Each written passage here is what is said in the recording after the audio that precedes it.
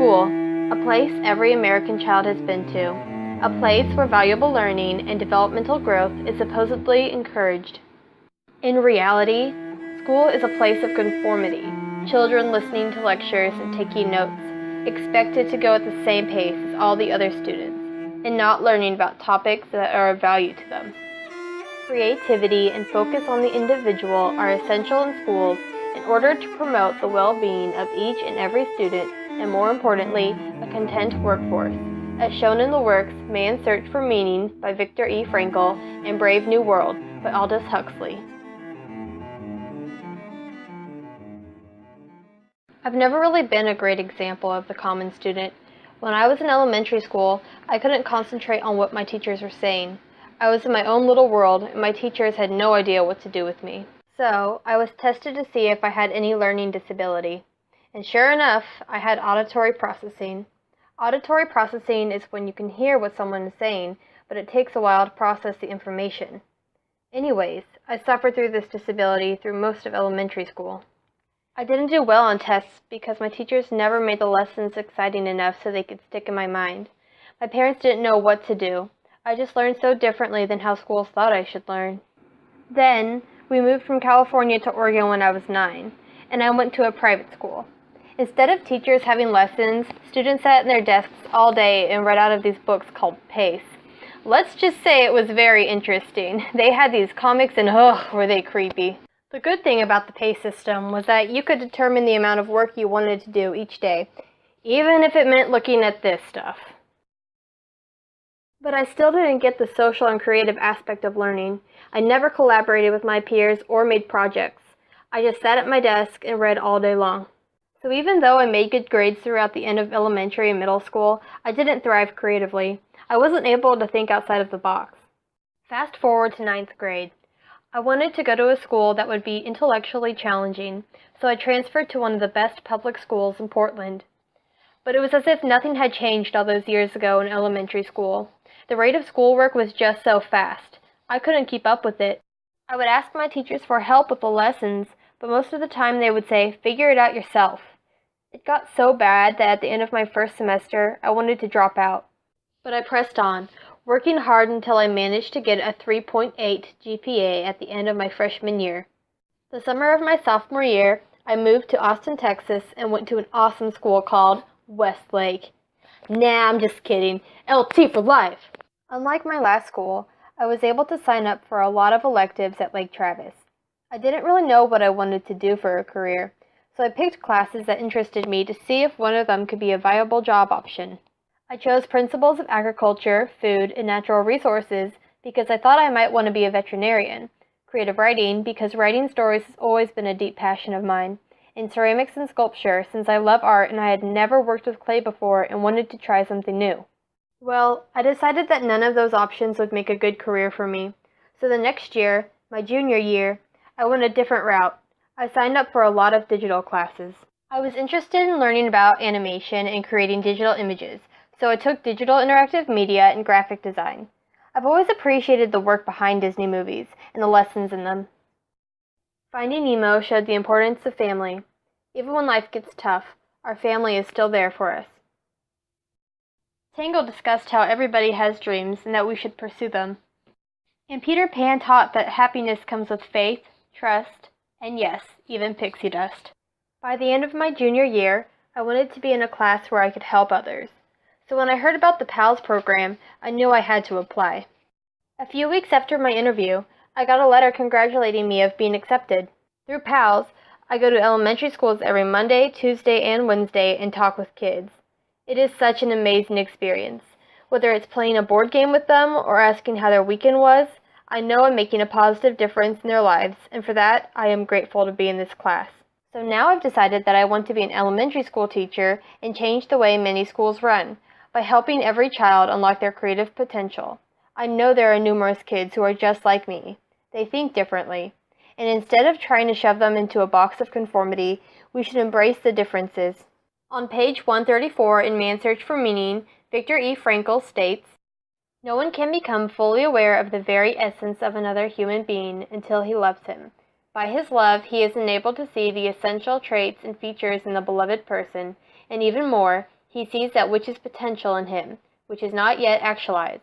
Furthermore, by his love, the loving person enables the beloved person to actualize these potentialities. By making him aware of what he can be and what he should become, he makes these potentialities come true. As a teacher, my job is to help my students discover their talents and passions and direct schoolwork according to each of their needs. This way of learning will help them not only grow scholastically, but creatively, as they are able to explore lessons through their own mindsets. A lot of people at Lake Travis focus on one particular thing, GPA, and a good GPA means numerous AP classes. These classes take so much valuable time that could be spent mastering a valuable skill. I know one person who says she does about 5 hours of homework each night because the workload is that crazy. There is a large focus on maintaining high grades in high school, when instead, the focus should be on discovering one's passions. Many would argue that getting good grades is important in applying to college, but I would refute that statement by suggesting that you should know what you want to do for a career and take classes where you can hone your skills instead of worrying about the hours of irrelevant work mandated by College Board before applying. I conducted a poll that asked juniors and seniors if school has effectively prepared them for their intended career, and the majority of them, 63%, said it has not. Something's not right when most students don't feel prepared for life outside of school. So what exactly is wrong with the system? What makes schools produce programmed thinkers and not innovators, and what can we do to change the way schools function? First, we must go to the root of the problem, Common Core and No Child Left Behind. Common Core and No Child Left Behind are programs that create a high standard of learning for students in the United States. However, they kill creativity. They end up generating more workers than out-of-the-box thinkers. Huxley exemplifies the situation perfectly by stating on page 234 to 235, one believes things because one has been conditioned to believe them. Students are not allowed to have new ideas or opinions, and therefore have no ownership to their rightful property and are not useful to an ever-changing society. As the world is in constant metamorphosis, so a student's mindset should be prepared for, as he or she is the future of the next generation to help with humanity's issues. Common Core and No Child Left Behind has also caused teachers to be deprived of having creative lessons. Huxley reiterates the problem of teaching knowledge without passion by comparing the potency of words to X-rays. On page 70, Huxley states, "Besides, can you make words really piercing, like the very hardest X-rays, when you're writing about that sort of thing? Can you say something about nothing?" A teacher's job is to teach valuable lessons to their students in order to create productive members of society. However, Common Core and No Child Left Behind produce standards that prevent these lessons. In order to have a creative mind, a student must learn from different aspects of teaching so they can garner various kinds of information. Putting creativity in teaching allows for students to become excited about learning. For instance, one elementary school teacher had a project where her students would go outside and observe the weather, and then they would send in the information to NASA. Having projects such as this enables students to understand the world by thinking for themselves, rather than just sitting in a desk and listening to a lecture like all the other classmates. Going back to the idea behind the poll asking juniors and seniors if school has prepared them for their career, students are not given the opportunity to discover their own talents. Students should learn about various careers so they can find out what they want to do with their lives. Frankel writes, "Everyone has his own specific vocation or mission in life. Everyone must carry out a concrete assignment that demands fulfillment. Therein he cannot be replaced, nor can his life be repeated. Thus, everyone's task is unique as his specific opportunity to implement it." Vocational schools are a great example of Frankel's statement.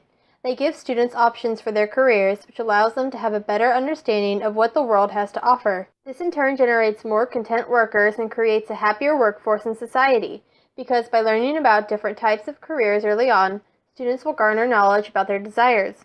Contrasting from vocational schools, public schools focus more on core classes than electives. Huxley, through the use of rhetoric, writes, "That is the secret of happiness and virtue, liking what you've got to do.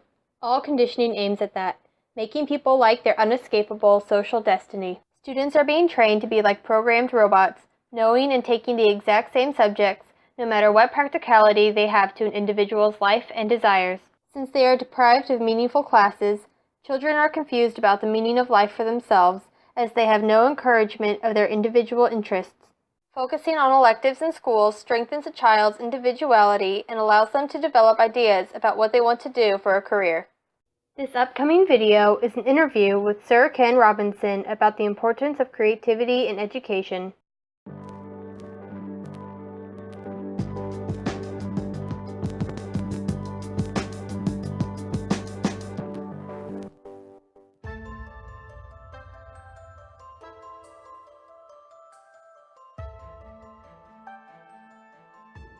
There's an assumption that's often made, which is simply not true when people think about education. And the assumption is that life is linear, that you can anticipate and foresee and predict the lives that people will have. And that assumption shows itself in the way that the school curriculum is managed, how it's narrowed to certain disciplines that are thought to be more useful. It shows itself in the obsession with standardized testing, for example, where all the emphasis is on conformity. And when you talk to politicians about why schools are like this currently, often they'll say it's in the interest of the economy. This strikes me as very ironic, because if you speak to business leaders, they say they want people who are creative, who can innovate, who can think differently, who can work in teams and who can communicate. All the things which are not now being taught in schools that have to submit to these rather standardized programs and policies. So the economic imperative for creativity is absolutely clear. There was a report published by IBM which was based on a survey of 3,000 CEOs around the world. And they were asked what their priorities are as they face the future. What are things that wake them up at night? And the thing that came out top was creativity. They said, how do we run businesses that systematically promote creative thinking and creative achievement and innovation? And of course, they're now being faced with a generation of students coming through from schools who haven't been encouraged to develop these abilities at all. So the economic imperative for teaching creativity systematically in schools, I think, has never been greater. And that requires a transformation in the way that schools work, because they weren't designed to do it, so they have to be redesigned if they are to do it. But there's a big cultural imperative here too, because the world is getting more complicated. It's getting more connected. It's becoming more challenging. And many of the challenges that we face collectively as a species are cultural as much as they are environmental. And finding ways to live together in the world that's become more nuanced, more interdependent, more dynamic, more connected, is really a task for education. And the third big reason, I think, to promote creativity in schools is personal. In the end, it's about people finding fulfillment in their own lives, lives that add up to something, that have purpose and have meaning, and that people feel are helping them find their own course in life, one that matters to them and to other people. And for all these reasons, creativity to me is not an option, it's an absolute necessity. But the question still remains, is there a solution to the problems in the schooling system? Can schools allow students to become capable human beings who have meaning and purpose in their lives? The answer is yes. Firstly, there is learning by doing and experiencing. Unfortunately, schools bundle every child into one cluster and treat them as a single person. But everyone is different, and in order to benefit from school, they must be regarded as individuals, each with their own desires. This commercial by HP demonstrates how each child must be treated as an individual in order to grow intellectually.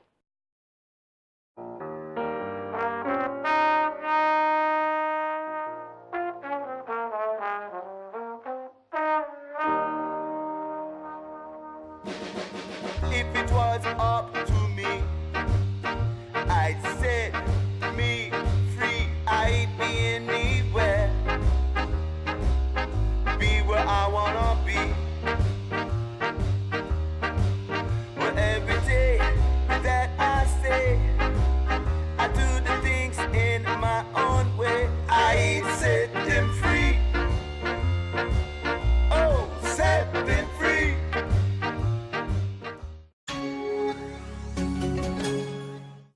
Also, working with peers is important to the development of a student. Working with others can inspire and motivate each other. Without interaction, it would be more difficult to produce ideas and receive feedback, and therefore erase innovation. Another critical way to inspire creativity is to get students to see the big picture in lessons.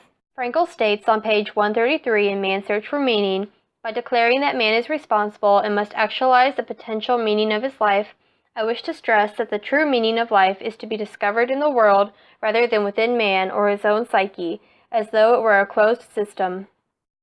So this is my final thought. If teachers catered to each individual according to their needs, instead of focusing on the class as a whole, people would find their career paths and purpose in their life. It is critical for students at a young age to discover what they like and apply it to useful academia so they can have successful futures. Children without creative minds will grow up to be adults with no desire to change the world for the better.